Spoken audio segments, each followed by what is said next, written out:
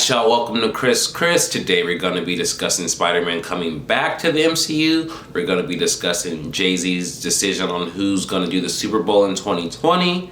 We're going to be discussing Tekashi not joining the witness protection and what's going to be the effect of that. And lastly, we're going to get an update on people being arrested for Mac Miller's overdose. So in a previous video, I went in depth on how Spider-Man was no longer going to be part of the MCU because Disney and Sony couldn't reach an agreement. They had an original agreement to do 5 movies. Those movies were reached. They were very successful. Everyone loved them. You know, then there was a lot of outrage. People were upset at Sony because Spider-Man was no longer going to be part of the MCU. People are upset at Disney because they're like, you guys are too greedy. We just want this to happen. 5 to 6 weeks later, it's finally happened. Spider-Man's back. Spider-Man's coming back on July 16th, 2021 for his 3rd movie. They've also agreed to have him play in another MCU movie, which isn't named. So this is the deal that we all been wanting for. We want Spider-Man in MCU because when Sony does their own stuff, yeah, they've had a few hits, but they also had a lot of misses. And we know with MCU, 9 times out of 10, it's going to be a hit. Spider-Man's a very integrated character. He gets along with a lot of different characters, whether it's Black Panther, Deadpool, X-Men, like all those people he interacts, and all his villains are important. So getting that in the MCU is important for the future because, you know, outside of Batman, Spider-Man's like the most famous hero, so having him a part of the biggest picture, of course it's important. And us as fans, we're the ones that are winning. So I know usually on this channel we're talking about serious topics or things that aren't going well, but this is finally one of those things. Hey, something good happened. So props to you, Sony and Disney, for coming to terms and making the fans happy. So in another previous video, I talked about how Jay-Z and the NFL came to agreement. They did a partnership. Jay-Z wants to put a good reputation for them and, you know, re-image the NFL. He had this G-Eazy opening night thing. A lot of people, me personally, I wasn't for it. But last week, we figured out who's gonna be on the Super Bowl. This might sound weird. I know we're not in 2005 anymore, but J-Lo and Shakira are gonna host the Super Bowls. The NFL has a long history of Super Bowl halftime shows that are subpar, or they hire really old people after the whole Janet Jackson nipple thing. But I thought maybe after Jay-Z partnered with them, we might get some hope. Maybe we wouldn't go too extreme, but we can get someone that is somewhat relevant, because Shakira last made music in 2017. Off the top of your head, could you tell me one song off that album? Probably not. And J-Lo went on tour, but we all know J-Lo never wrote her own music. She lip-synced a lot, so why is she headlining something?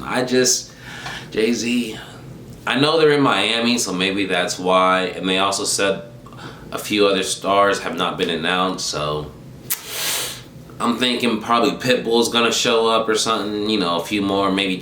I doubt Trick Daddy, you know, but some Miami, maybe Rick Ross, who knows, but I have no hope for Jay-Z when it comes to the NFL. I'm just gonna wait for him to release music like I always did.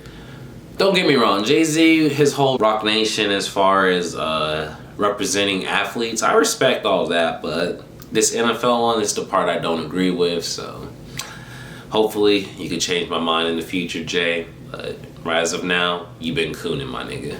And I mean cooning in the sense that it's still the same old, same old. You just signed on to get the check. You didn't sign on to really make a difference. So in my last video, I was talking about how Tekashi snitching on the Trey 9 Bloods and all that. So that happened.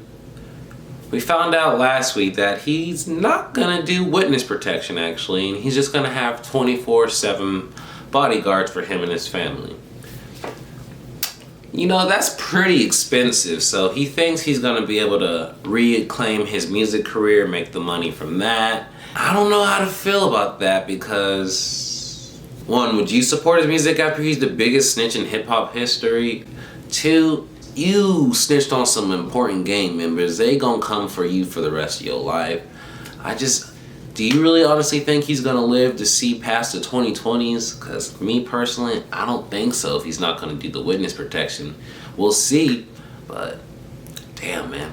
You know he snitched a lot if he's gonna be getting out next year like he just said, but no witness protection, who knows, bro? You and your whole family might be touched. So let me know once again in the comments. Do you think he'll be able to survive musically and his own well-being and his family's well-being, or do you think all of them are gonna be taken out?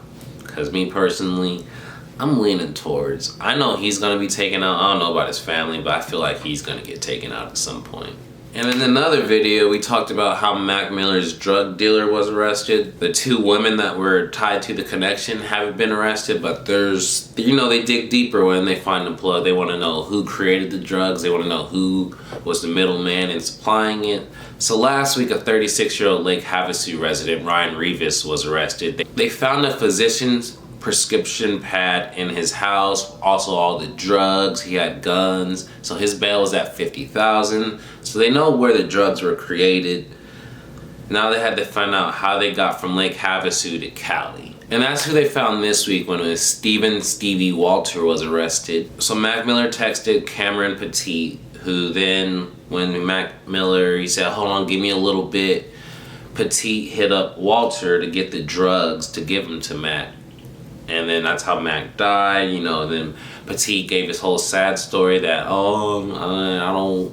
I feel so bad, I don't want to do this anymore. But it turns out a month later, he still picked up prescription drugs from Walter. So once again, about this Mac Miller thing, I'm not going to be one of these people that act like, oh, no one should sell drugs, none of that. That shit's going to happen, it's going to go around. But when you're selling drugs that are going to kill people, you deserve the repercussions that come with it. All these people need to go to jail for a few years and stop making badass drugs that kill people. I don't know what else to say. That's mostly what's going on in the week. It was a lot of updates this week from previous videos that I had. You know, the Spider-Man coming back. Jay-Z, I want to see how the NFL thing is going. It's not really going that well. Tekashi not having witness protection after snitching. Is he gonna make it? And then, you know, the Mac Miller. It's a shame that he died overdosing on drugs he didn't want to take. He thought they were just normal oxys and all that, but it wasn't. Now these three people, lives are ruined, everyone, instead of just doing the normal thing. So don't forget to like, comment on the video, subscribe if you enjoyed it and want to see more content like this. Don't forget to turn on those notifications. This Chris, I'm out this motherfucker.